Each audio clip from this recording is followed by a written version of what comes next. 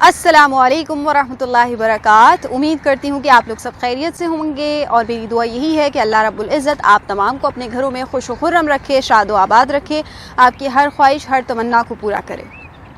आज जिस मौजू के साथ आपके सामने हाज़िर खिदमत हुई हूँ बहुत अहम मौजू है और इस पर हम बहुत ज़्यादा बात करते हैं लेकिन इसका इदराक हमें नहीं है। और जो हमारा मौजू है वो है हिकमत खुदावंदी। हिकमत खुदावंदी दरअसल आम लफ्ज़ों में समझने की कोशिश की जाए तो ये मौजू यानी हमारी ज़िंदगी में जो कुछ भी होता है हम ये तसव्वुर कर लें कि ये सब कुछ अल्लाह रब्बुल इज़्ज़त की मर्ज़ी से होता है। तो बहुत सारे मामलात, बहुत सारी मुश्किलें, परेशानियाँ, दरअसल मुश्किलात और परेशानियाँ रहती ही नहीं अगर इस बात पर ईमान हो जाए कि जो कुछ हो रहा है वो अल्लाह रब्बुल इज़्ज़त की मर्ज़ी के तहत ही हो रहा है। आज मैं अपनी बात एक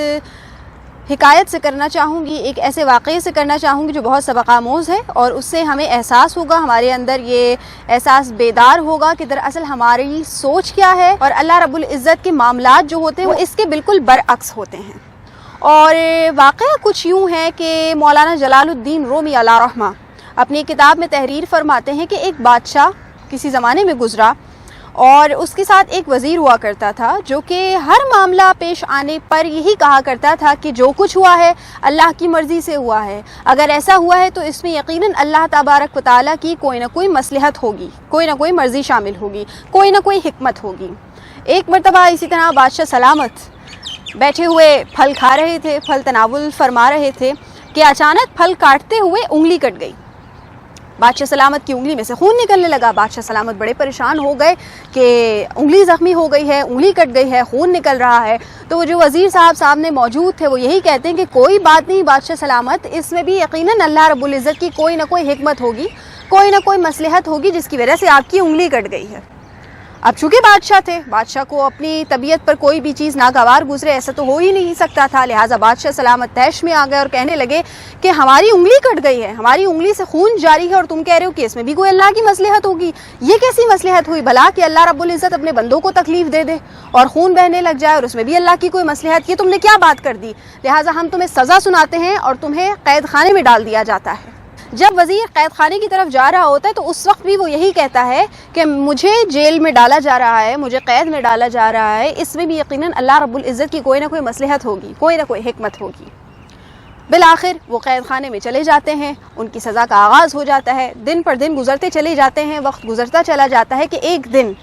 बादशाह सलामत जंगल की तरफ निकलते हैं शिकार करने के लिए। और जब शिकार करने के लिए थोड़ा सा आगे बढ़ते हैं तो होता ये है नाजरीन कि बादशाह सलामत खुद रास्ता भूल जाते हैं और जब बादशाह सलामत खो जाते हैं तो वो जो जंगलियों का कबीला है उनके कुछ लोग बादशाह सलामत को पकड़ लेते हैं और कैद कर लेते हैं, इनको बंदी बना लिया जाता है।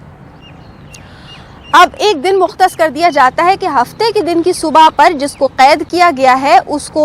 आम लफ्ज़ों में कह लीजिए कि उसकी बलि चढ़ाई जाएगी। बिल आखिर हफ्ते का दिन भी आ जाता है, बादशाह सलामत को जंजीरों में जकड़ा हुआ होता है और उनको उस कुर्बान गाह की तरफ लेकर आया जाता है। तो अचानक किसी एक शख्स की नज़र उनकी कटी हुई उंगली पर पड़ती है और वो शोर मचा देता है। वो कहता है कि नहीं, हम इसको कुर्बान नहीं कर सकते, हम इसकी बलि नहीं चढ़ा सकते। क्यों? क्योंकि मुजस्सिम जिस्म नहीं है, ये साबुत जिस्म नहीं है, इसकी एक उंगली कटी हुई है, इसमें तो दाग है, लिहाजा हम दागदार कुर्बानी अपने देवता को पेश नहीं कर सकते। और जब सबको ये बात पता चलती है, सब बादशाह का हाथ देखते हैं तो वाकई बात वाज़ेह हो जाती है कि बादशाह की उंगली में तो नुक्स है। बादशाह को उस कुर्बान गाह से वापस निकाल लिया जाता है और जंगल की हुदूद तक छोड़कर आया जाता है कि नहीं, तुम हमारे यहाँ कुर्बान होने के काबिल नहीं हो, लिहाजा तुम वापस चले जाओ जहाँ से आए हो। अब जब जंगल की हुदूद में बादशाह को छोड़ा जाता है, बादशाह फ़ौरन भागते दौड़ते अपने महल की तरफ आ जाते हैं और जब महल में आते हैं, ज़रा हवास बहाल होते हैं तो फिर उनको सब कुछ समझ में आता है कि दरअसल अगर मेरी ये उंगली ना कटती तो मेरे साथ क्या हो जाने वाला था। फ़ौरन हुक्म दिया जाता है कि उस वज़ीर को रिहा कर दिया जाए। जब वो वज़ीर सामने आता है तो बादशाह सलामत खुद उसका बहुत शुक्रिया अदा करते हैं और ये कहते हैं कि खुदा की कसम जो कुछ होता है वो अल्लाह रब्बुल इज़्ज़त की मर्ज़ी के तहत होता है। जो भी काम हो रहा होता है उसमें अल्लाह रब्बुल इज़्ज़त की हिकमत लाजमी तौर पर शामिल होती है। अगर मेरी आज उंगली ना कटी हुई होती, मेरी उंगली में ऐब ना होता तो आज मैं तो कुर्बान कर दिया जाता। अब यहाँ से आगे सबक आमोज़ बात कि वो वज़ीर कहता है कि देखिए मैंने तो कहा था कि हर काम में अल्लाह रब्बुल इज़्ज़त की मसलहत होती है और आपकी कुर्बानी भी बच गई और मैं कुर्बान होने से भी बच गया। तो बादशाह बड़ा हैरान होता है। बादशाह कहते हैं तुम कुर्बान होने से कैसे बचे? तो कहता है बादशाह सलामत, अगर उस दिन आपकी उंगली ना कटी होती और मैंने ये बात ना कही होती कि हर मामले में अल्लाह की मसलहत होती है तो आपको तैश ना आता और आप मुझे कैद खाने में नहीं डलवाते। तो अगर कैद اشارے میں نہیں ہوتا تو آپ کے ساتھ جنگل میں شکار پر ہوتا، اور جب وہ شکاری آپ کو پکڑ لیتے، وہ جنگلی قبیلہ آپ کو پکڑتا اور دیکھتا آپ کی انگلی میں نقص ہے تو میں آپ کے ساتھ ہوتا، تو میری انگلی میں تو کوئی نقص نہیں تھا، لہٰذا میں مجسم جسم تھا تو مجھے قربان کر دیا جاتا، لہٰذا میرا جیل میں جانا بھی اللہ رب العزت کی حکمت، اور آپ کی انگلی کا کٹ جانا بھی اللہ رب العزت کی حکمت ہے۔ تو عزیزان من، اس واقعے سے ہمیں اور آپ کو کیا پتہ چلا کہ بعض اوقات آج کی زندگی سے، آج کے دور سے اگر ہم اس بات کو، اس معاملے کو، اس واقعے کو ریلیٹ کریں تو ہمیں کیا پتہ چلتا ہے کہ ہماری زندگی میں جب کوئی چھوٹی موٹی کوئی پریشانی، کوئی بیماری، کوئی مشکل، کوئی مصائب آ جاتے ہیں